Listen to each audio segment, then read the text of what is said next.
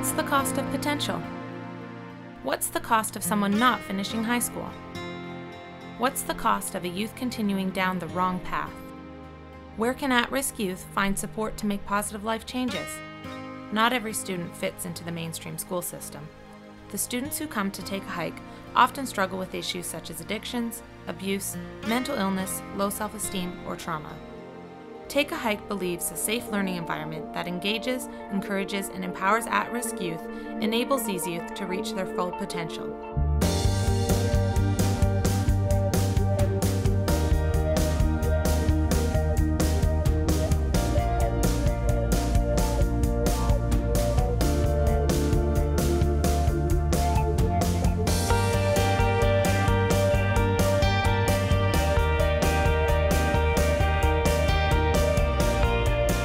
I started to Take a Hike because the program that I was working in, a special remedial program, was not working. We were working with kids with severe behavior and their needs weren't being met, and we felt that we needed to come up with another plan that would meet the anger and the academic needs. They needed more therapeutic input and we didn't have it, so we came up with a program that would address some of those needs. I think the common denominator is they knew they wanted to do something with their life. They knew what they were doing wasn't working. Whether they were kicked out of school, they were sitting home doing nothing, or whatever it was, they knew that wasn't working. The reason for me to come to Take a Hike program was I had some difficulties in regular school. Just didn't really get along with the student body at a public school. So I was recommended to come here, try it out, see the program by my vice principal.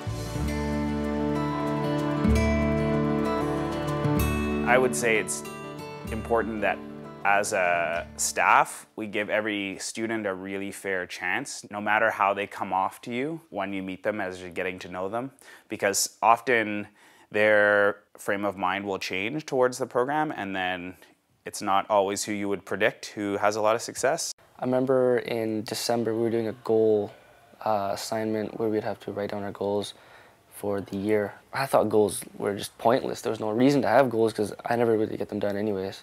After the assignment, I started to realize, oh, okay, maybe goals do help me out. So I started to look at my goals every day. It's on my fridge right now, the whole list of them, and it helps me helps me out a lot.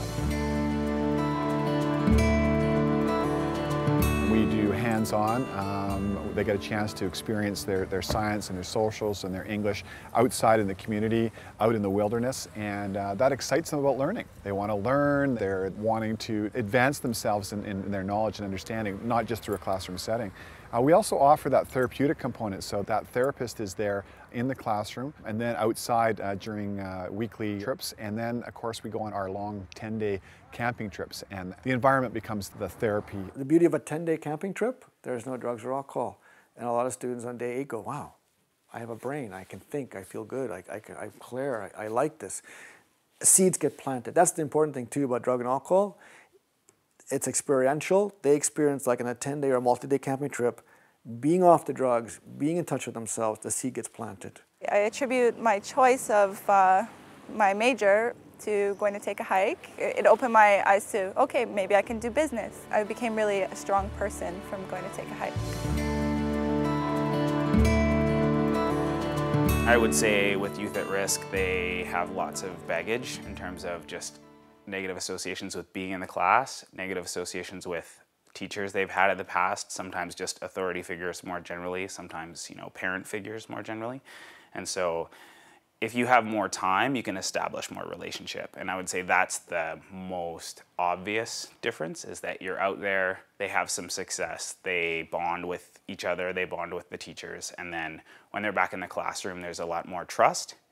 And we get students of all kinds here. Some of them, for example, have experienced abuse, and so trust is the main thing. They're not really gonna go anywhere until there's some trust, and so I would say the therapy and the ABL, that's the first thing that I notice. As far as the therapy, I believe strongly that that's what makes lasting change. So you can have a student adjust to an environment like a classroom or like the backcountry, but it's ultimately them and their mind and their emotional baggage that goes with them everywhere. And so I would say if you want to have lasting changes, therapy is often necessary for anyone. I think I grew a ton by talking to Klaus. The chance to have somebody to talk to when you're upset is a really big privilege, I think, and it was really useful for me because I was having a lot of times where I could come to school, but I wasn't doing anything because I was upset, and because I had the chance to go off and talk to Klaus for 10 minutes to an hour or whatever, I was able to work through that and then put it behind me and continue with my day. I'm in the classroom with them, I'm on hikes with them, I'm doing traditional therapy with them, and that's different than any other school program. The high school counselors who work really hard, they have like 200, 300 students. I have just these 20, and I can spend an hour, hour and a half, or 15 minutes with a student. So I really get to know them and have a relationship with them.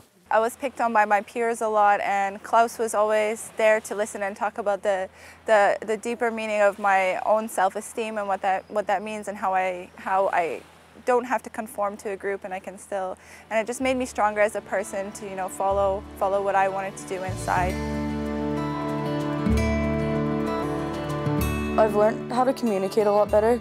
I can communicate with people, with staff members around me better, and with people who have authority. Like, I've learned to listen to what they have to say before I say what I want to say, and that, like, if you give a little extra, you'll get a little extra back from them. Take a hike has changed the way I feel about myself. Give me a lot of confidence in different areas. When I go on the camping trips, I don't like it, but then when I come back, I feel like I accomplished a big goal. I believe that I've become a healthier person and more successful because of it. It wasn't just a school you go to from 8 o'clock to 3 o'clock. It was more of like a family type thing to me. Jasmine was really happy about in the program, and also she really learned a lot. She's gained an incredible amount of self-discipline. Overall, nothing but good.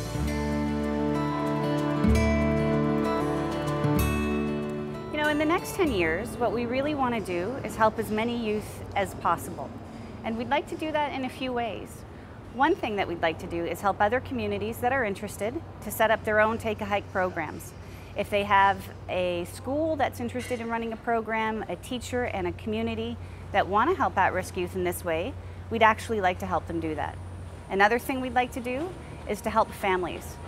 If we can provide information to them on how to risk-proof their kids, if you will, through the teenage years. I feel that we're now at a point where we have kind of mastered what the program needs to be, and I think it's now time to share it with the rest of the world. Hi, I'm Claire Hughes, ambassador to Take a Hike.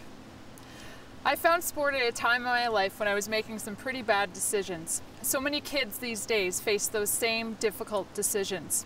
That's where Take a Hike comes in. Take a Hike gives kids the chance to have different options in their lives and grow in different ways. Having been involved with this organization from the start, 10 years, I'd like to extend a very personal and heartfelt thank you to our donors. Without their support and their financial contributions, we wouldn't be able to help the youth that we've been able to help over the past 10 years, and we certainly wouldn't be able to look forward to a future where we can extend our reach far beyond this community and help as many youth as possible. So again, on behalf of the students, on behalf of the teachers, and on behalf of the volunteers that make this program so successful, to our donors, thank you. Thank you for supporting Take a Hike.